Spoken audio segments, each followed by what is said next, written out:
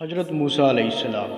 فرعون کی بادشاہت کو ختم کر دینے والے نبی حضرت موسیٰ علیہ السلام کی ولادت۔ اللہ تعالیٰ کی سنت طریقہ ہے کہ اگر کوئی قوم اس کی نافرمانی کرتی ہے تو اللہ تعالیٰ اس قوم پر دوسری ظالم قوم کو مسلط کر دیتا ہے۔ اللہ تعالیٰ نے بنی اسرائیل کو نافرمانی یا آزمائش کی وجہ سے فرعون جو ظالم حکمران تھا بنی اسرائیل پر مسلط کر دیا، اور فرعون نے انہیں اپنا غلام بنا لیا۔ فرعون جو خود کو اللہ کہلواتا تھا اور لوگوں سے اپنی عبادت کرواتا تھا، کئی سالوں کی آزمائش کے بعد اللہ تعالیٰ نے بنی اسرائیل پر رحم کیا اور حضرت موسیٰ علیہ السلام کو اس قوم کی آزادی اور بھلائی کے لیے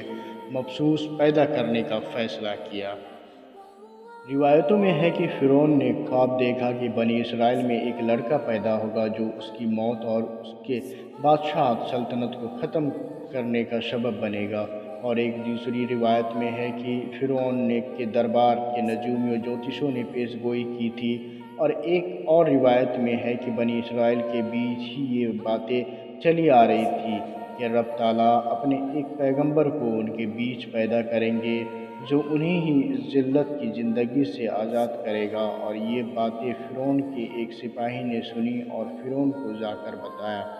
فرعون نے جب یہ خواب دیکھا تو بڑا بے چین ہو گیا اور اپنے دربار میں سبھی نجومیوں اور خوابوں کی تعبیر بتانے والوں کو جمع کیا اور ان لوگوں سے اس خواب کی تعبیر اور اس سے نپٹنے کا طریقہ پوچھا، تو ان نجومیوں نے اس کا یہ حل راستہ بتایا کہ بنی اسرائیل میں آنے والے سال میں جو بھی لڑکا پیدا ہو اسے قتل کر دیا جائے اور جو لڑکی ہو اسے رہنے دیا جائے۔ فرعون کو یہ تجویز حل پسند آیا اور اس نے اپنی حکومت کے تمام سپاہی اور دائیوں، بچہ پیدا کرنے والی عورت نرس کو اس کام پر لگا دیا کہ بنی اسرائیل کے ہر گھر اور ہر بچہ جننے والا یعنی کہ پیدا ہونے والا عورت پر نظر رکھی جائے اور جو بھی لڑکا پیدا ہو اسے قتل کر دیا جائے۔ فرعون کے ظالم سپاہیوں نے ایسا ہی کیا اور نہ جانے کتنے معصوم بے گناہوں کو قتل کر دیا۔ یہ اللہ تعالیٰ کی ہی قدرت تھی کہ جب حضرت موسیٰ علیہ السلام کی والدہ حاملہ پریگننٹ ہوئی تو جو آثار ایک حاملہ عورت کے نمایاں دکھنا ہوتا ہے وہ نمایاں نہیں ہوئے، اور اس وجہ سے کسی بھی دائی، نرس اور فرعون کے سپاہی کو اس کی بھنک تک نہیں لگی۔ اور جب حضرت موسیٰ علیہ السلام پیدا ہوئے تو ان کی والدہ کو فکر لاحق ہوا۔ تب اللہ تعالیٰ نے ان سے کہا، اس بچے کو اپنے ہی پاس رکھو اور اسے کھلاؤ پلاؤ، اور جب تمہیں کوئی اندیشہ ہو تو اس بچے کو دریا پانی میں بہا دینا، اور غم مت کرنا، میں اس بچے کے نگہبان رہوں گا اور اس بچے کو صحیح سلامت تم تک پہنچا دوں گا۔ اللہ تعالیٰ نے حضرت موسیٰ علیہ السلام کی والدہ کے حاملہ والے اشراط کو چھپا لیا اور وہ کسی پر نمایاں نہ ہوئے، لیکن جب بچہ پیدا ہوا تو ظاہر سی بات ہے کہ لوگوں کو اس کی خبر بھی ملی، اور اس کی خبر شاید فرعون کے سپاہی کو مل گئی۔ اس سے پہلے کہ وہ سپاہی حضرت موسیٰ علیہ السلام تک پہنچتے، ان کی والدہ نے انہیں ایک گھاس کی ٹوکری میں رکھ کر دریا نیل میں بہا دیا، اور اپنی بیٹی مریم جو کہ حضرت موسیٰ علیہ السلام کی بڑی بہن تھی اس سے کہا، اس ٹوکری پر نظر رکھنا اور یہ کہاں جاتی ہے اور اس کے پیچھے پیچھے جانا۔ حضرت موسیٰ علیہ السلام کی بہن نے ایسا ہی کیا اور وہ چھپ کر اس بہتی ہوئی ٹوکری کا پیچھے کرنے لگی۔ اس دریائے نیل کے کنارے پر ہی فرعون کا محل تھا۔ وہ ٹوکری یا یوم کہیے کہ وہ بچہ بہتے ہوئے فرعون کے محل تک پہنچا، جہاں اس بچے کو فرعون کے نوکروں نے اٹھا لیا اور اس بچے کو فرعون کی بیوی عائشہ کے پاس لے گئی۔ وہ بڑی نیک اور اللہ تعالیٰ کی عبادت گزار عورت تھی۔ جب انہوں نے اتنا حسین اور جمیل خوبصورت بچہ دیکھا تو اسے آگے بڑھ کر خود گود لے لیا۔ ناظرین، میں اس میں بتانا چاہتا ہوں کہ جب دریا میں ڈالا گیا اس بچے کو تو وہ دن جو تھا وہ جمعے کا دن تھا، اور بہتے ہوئے فرعون کے محل تک پہنچنے کا وقت جو ہے 3 دن لگا۔ حضرت موسیٰ علیہ السلام اور حضرت ہارون علیہ السلام کی پرورش کا ذمہ فرعون کے ہی سائی خزانے سے ہوا اور اسے لے کر فرعون کے پاس پہنچی۔ فرعون نے اس خوبصورت، حسین اور جمیل بچے کو دیکھا تو اس نے بھی انہیں بھی اپنی گود میں لے لیا، لیکن حضرت موسیٰ علیہ السلام نے اللہ تعالیٰ کے دشمن فرعون کی داڑھی کھینچ لی یا نوچ لی۔ اس پر فرعون غصے سے آگ ببولا ہو گیا اور اس بچے کو قتل کرنے کا فیصلہ کیا، لیکن حضرت بی بی عائشہ نے فرعون سے کہا کہ اس بچے کو قتل نہ کرو، یہ کسی اچھی خاندان کا معلوم ہوتا ہے، کیونکہ نہ ہم اس بچے کو اپنا لیں تاکہ یہ ہمارے آنکھوں کی ٹھنڈک اور دل کا سکون بنے۔ ویسے بھی ہماری کوئی اولاد نہیں ہے، اس لیے مقدر سے یہ بچہ ہمارے پاس پہنچا ہے۔ فرعون جو کہ لا اولاد تھا، جس کی کوئی اولاد نہ تھی، وہ حضرت بی بی عائشہ کی بات مان گیا۔ دوستو، یہ اللہ تعالیٰ کی مشیت ہے کہ جس بچے کو فرعون اور اس کی حکومت کو ختم کرنے کے لیے پیدا کیا، وہی فرعون خود اس بچے کی پرورش کرنے کے لیے راضی ہو گیا۔ اب فرعون نے حضرت موسیٰ کی پرورش کا انتظام کیا اور اس بچے کو دودھ پلانے کے لیے والی عورتوں کو بلایا،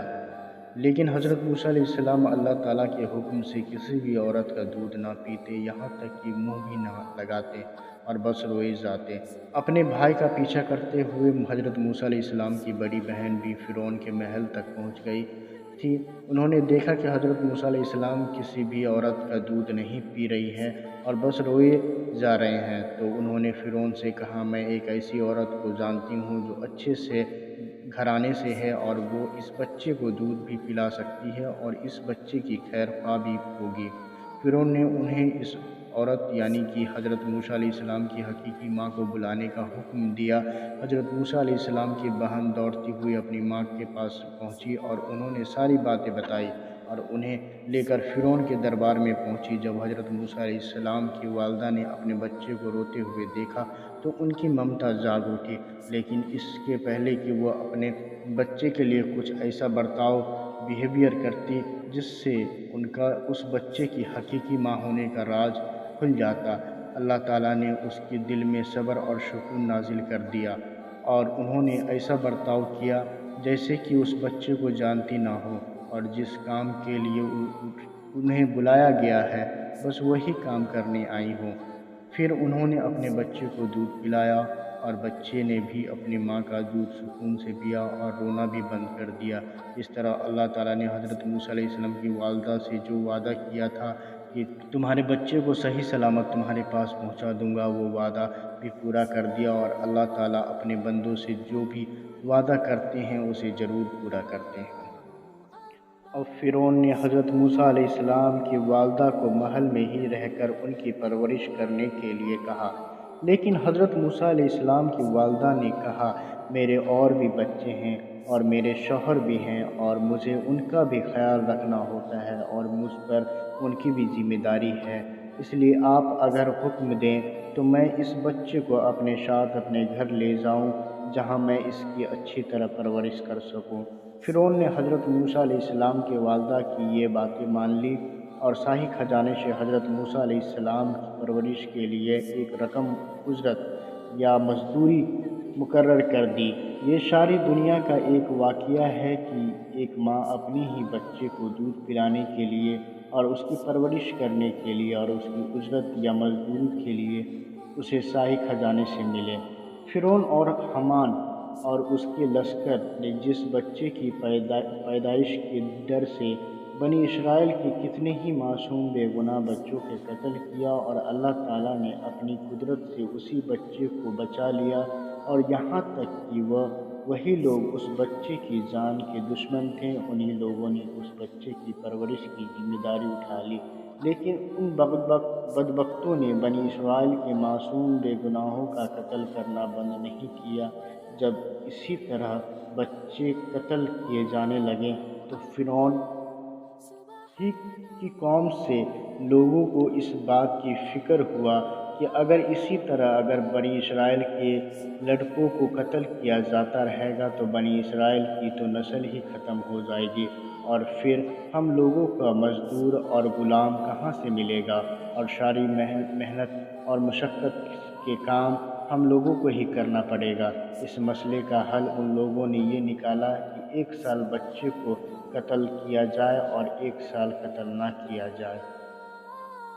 اور غالباً جس سال بنی اسرائیل کے بچوں کا قتل نہیں کیا گیا اسی سال حضرت ہارون علیہ السلام پیدا ہوئے، اور اس طرح حضرت موسیٰ علیہ السلام اور حضرت ہارون علیہ السلام اپنے ہی آبائے اجداد باپ دادا کی قوم میں رہ کر پرورش اور تربیت حاصل کرنے لگے، اور جب حضرت موسیٰ علیہ السلام اپنی جوانی کی عمر کو پہنچے تو اللہ تعالیٰ نے انہیں حکمت اور علم سے نوازا۔ اپنے ہی قوم اور خاندان کے ساتھ رہتے ہوئے انہوں نے حق بات کا بھی علم ہو گیا کہ انہیں حقیقی ماں باپ کون ہیں اور وہ کس قوم سے تعلق رکھتے ہیں۔ اپنی قوم کی حالت وہ دیکھ رہے تھے کہ فرعون اور اس کی قوم جنہیں قبطی کہا جاتا تھا کس طرح بنی اسرائیل پر ظلم اور تشدد کا بازار گرم کر رکھا ہے۔ ایک دن حضرت موسیٰ علیہ السلام شام کے وقت بازار میں گئے۔ روایتوں میں ہے کہ وہ وقت عصر اور مغرب کے درمیان کا وقت تھا، اور یہ مغرب اور عشاء کے درمیان کا وقت تھا۔ جب حضرت موسیٰ علیہ السلام بازار پہنچے تو انہوں نے دیکھا کہ فرعون کی قوم کا قبطی شخص انہی کی قوم بنی اسرائیل کے شخص پر ظلم کر رہا ہے اور اسے مار رہا ہے۔ کیوں ان کی قوم کا شخص ان کے پاس آ کر انہیں اس قبطی سے بچانے کی گہار فریاد کرنے لگا۔ جب حضرت موسیٰ علیہ السلام نے اس قبطی کو سمجھانا چاہا تو وہ قبطی نہ مانا۔ اس پر حضرت موسیٰ علیہ السلام کو غصہ آ گیا اور انہوں نے اس قبطی کو ایک زوردار غصہ کہ مکہ مار دیا۔ اس مکے کی وجہ سے وہ قبطی برداشت نہ کر سکا اور وہیں پر مر گیا، اس کی ڈیتھ ہو گئی۔ جب حضرت موسیٰ علیہ السلام نے دیکھا کہ وہ قبطی مر چکا ہے تو انہیں افسوس ہوا اور انہوں نے کہا یہ تو شیطانی کام ہو گیا، اور اسی وقت اللہ تعالیٰ سے اپنے گناہوں کی معافی مانگنے لگے، کیونکہ قتل کسی بھی نبی کی شریعت میں کبیرہ بڑا گناہ ہے، لیکن یہ قتل جان بوجھ کر یا ارادتاً نہیں کیا گیا تھا، یہ تو بس اتفاقاً ہو گیا تھا، اس لیے اللہ تعالیٰ نے انہیں معاف کر دیا اور ان پر رحم کیا۔ اب کیونکہ قتل ہو چکا تھا اور وہ بھی فرعون کی قوم قبطی کے آدمی کا، اس لیے فرعون کے سپاہی اس قاتل کی تلاش میں گھوم رہے تھے۔ حضرت موسیٰ علیہ السلام نے بھی سوچا کہ بازار جا کے دیکھا جائے کہ کیا صورتحال ہے، اسی لیے وہ چھپتے چھپاتے بازار تک جا پہنچے۔ آج پھر وہی آدمی جسے حضرت موسیٰ علیہ السلام نے بچایا تھا وہ کسی دوسرے آدمی سے جھگڑ رہا تھا، وہ بھی قبطی تھا۔ حضرت موسیٰ علیہ السلام کی قوم کے آدمی نے جب حضرت موسیٰ علیہ السلام کو دیکھا تو دوڑ کر پھر ان کے پاس آ گیا اور ان سے پھر بچانے کی فریاد کرنے لگا۔ حضرت موسیٰ علیہ السلام نے اپنی ہی قوم کے اس آدمی سے کہا، مجھے تو ہی فساد فتنہ کرنے والا لگتا ہے، تو کل بھی جھگڑ رہا تھا اور آج بھی جھگڑ رہا ہے۔ پھر بھی انہوں نے اس قبطی کو روکنا چاہا جو ان کی قوم کے آدمی پر ظلم کر رہا تھا۔ حضرت موسیٰ نے چاہا کہ آگے بڑھ کر اس قبطی کو پکڑ لے اور جھگڑا ختم کر دے۔ جیسے ہی وہ آگے بڑھے تو ان کی ہی قوم کے وہ آدمی جسے حضرت موسیٰ علیہ السلام نے بچایا تھا یہ سمجھا کہ حضرت موسیٰ علیہ السلام اسے ہی مارنے آ رہے ہیں۔ وہ ایک دم سے چلا اٹھا، اے موسیٰ، کیا کرتے ہو؟ کیا تم مجھے بھی قتل کر دینا چاہتے ہو جس طرح تم نے کل ایک آدمی کو قتل کیا تھا؟ اس آدمی کی یہ بات وہاں موجود فرعون کے سپاہی نے سن لی۔ اس سے پہلے کہ وہ حضرت موسیٰ علیہ السلام کو پکڑ پاتے یا کچھ کر پاتے، حضرت موسیٰ علیہ السلام تیزی سے وہاں سے چلے گئے۔ فرعون کے سپاہی نے جا کر فرعون کو ساری باتیں بتائیں۔ شکریہ ناظرین، پھر ملتے ہیں ایک نئے ویڈیو کے ساتھ، اور چینل سبسکرائب کرنا نہ بھولیں۔ السلام علیکم۔